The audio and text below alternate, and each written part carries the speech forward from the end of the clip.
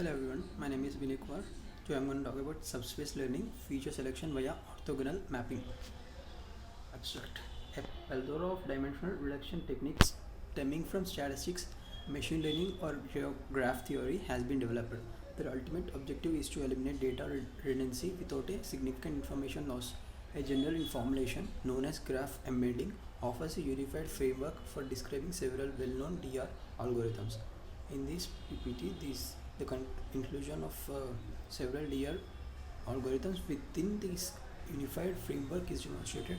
The enforcement of orthogonality to the project matrix within this framework is proven to be of vital importance, since orthogonal neighborhood preserving projections, orthogonal locality preserving projections, orthogonal isometric projections, orthogonal linear discriminant analysis, and orthogonal local tangent space alignment algorithms outperform their non-orthogonal counterparts. Example: neighborhood preserving embedding, locality preserving projections, isometric mapping, linear discriminant analysis, and local tangent space alignment. One may simultaneously also impose the L1 regularization norm of the project matrix, seeking for row sparsity.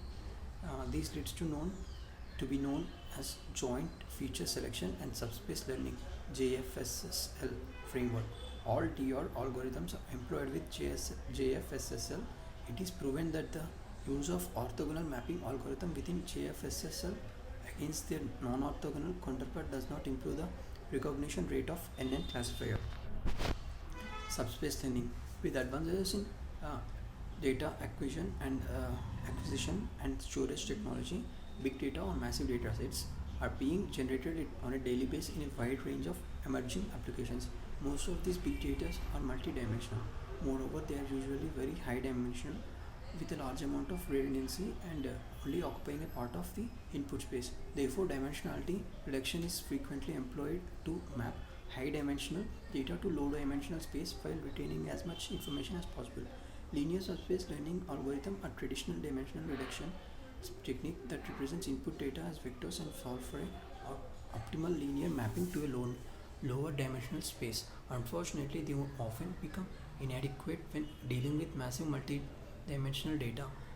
These results in very high dimensional vectors lead to estimation of a large number of parameters. Multilinear subspace learning employ different types of data tensor analysis tools for dimensionality reduction. Multilinear space learning can be applied to observations whose measurements were vectorized and organized into data tensor, or whose measurements are treated as matrix and concatenated into tensor. Typical approach in MSL. There are n sets of parameters to be solved, one in each node. The solution to one set often depends on other set, except when n equals to 1, the linear case. Therefore, the suboptimal iterative procedure is followed. Initialization of the projection in each node, for each node fixing the projection in all other nodes, and solve for the projection in the current mode. Do the mode-wise optimization for few iterations or until convergency. These originated from the alternating least square method for multi-way dimensional data analysis. Pros and cons. The advantages of MSL over traditional linear subspace modeling in common domains, where the representation is naturally somewhat tensorial, or MSL preserves the structure and correlation that the original data had projection by operating on a natural tensorial representation of the multidimensional data. MSL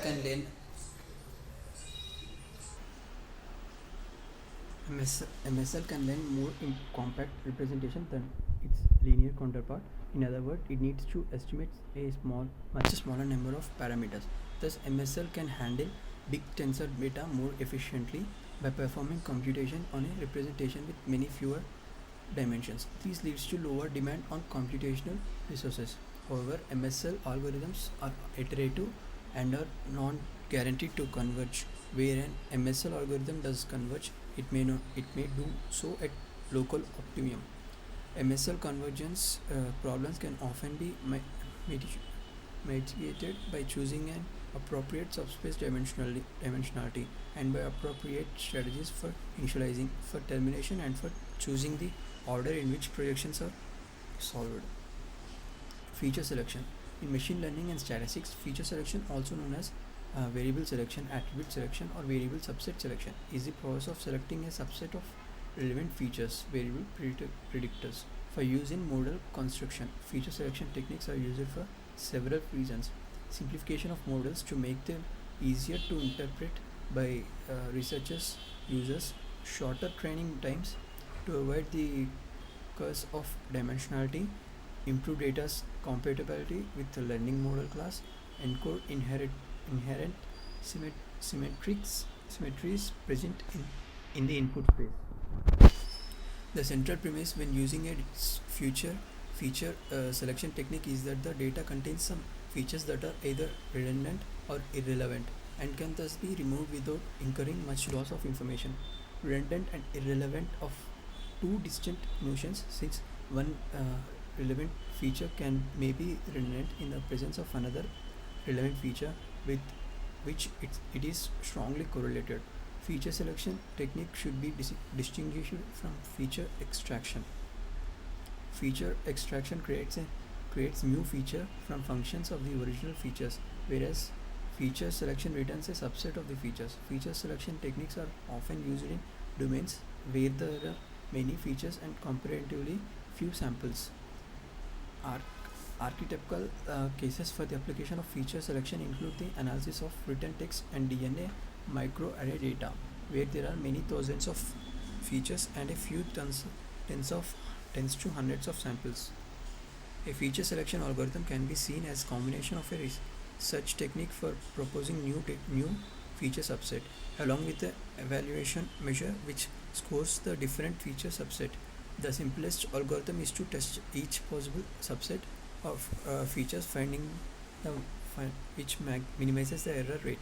This exhaustive search of space and is computationally interactivity for all but the smallest feature sets. The choice of evaluation metric heavily influences the algorithm, and it is these evaluation metrics which distinguish between three main categories of feature selection algorithms: wrappers, filters, and embedded methods. Wrapper methods use a predictive model to score feature subsets. Each new subset is used to train a model which is tested on holdout set, counting the number of mistakes made on that holdout set. Use the score for that subset. As a wrapper method trains a new model for each subset, they are very computationally intensive but usually provide the best performing feature set for that particular type of the model or typical problem. Filter methods use a proxy measure instead of the error rate to score feature subset. This measure is chosen to be fast to compute while still capturing the usefulness of the feature set. Common measures include the mutual information, pointwise mutual information, Pearson product movement, correlation coefficient, relief based algorithms, and intra class distance of the scores of significance test for each class feature combination.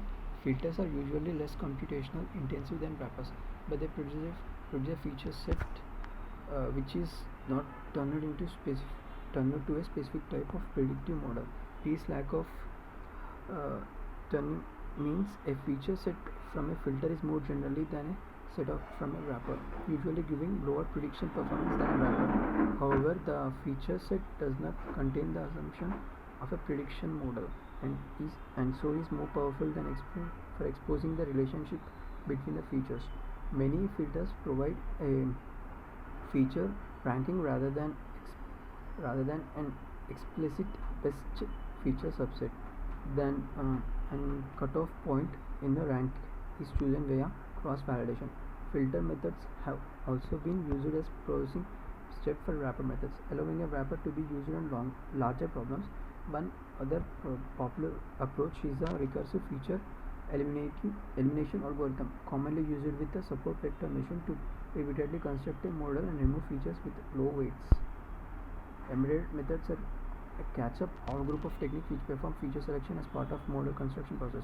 The example of this approach is the LASSO method for constructing a linear model, which penalizes the regression coefficient with an L1 penalty, shrinking many of them to zero. Any feature which has non-zero regression coefficients are selected by the LASSO algorithm.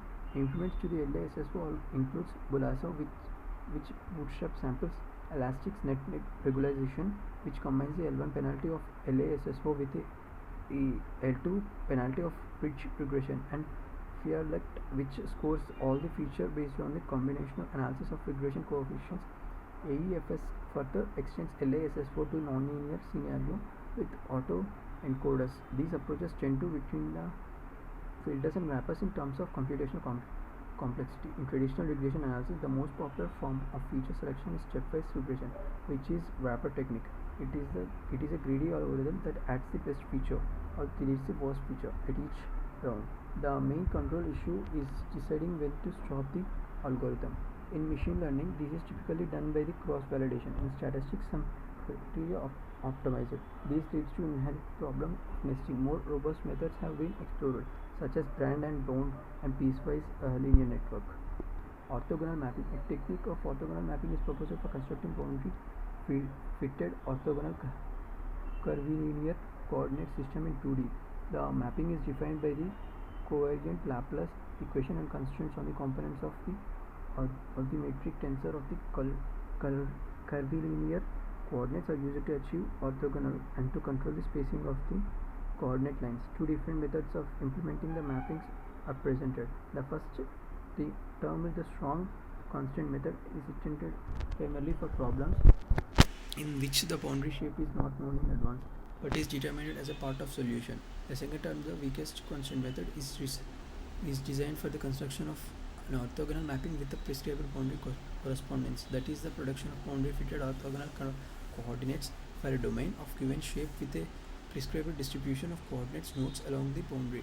The method is illustrated by numeric examples and it is shown that the problem of mapping infinite domains can be treated by mapping the infinite domain onto a finite one using a sample conformal transformation and then applying the orthogonal mapping technique developed here to finite domain. The possibility of obtaining analytic solutions for mapping functions is discussed. The appendix contains connection coefficients which provide a convenient means for deriving equation for physical problem for the constructed coordinates in terms of physical components using a slightly extension of Cartesian tensor notation. Thank you.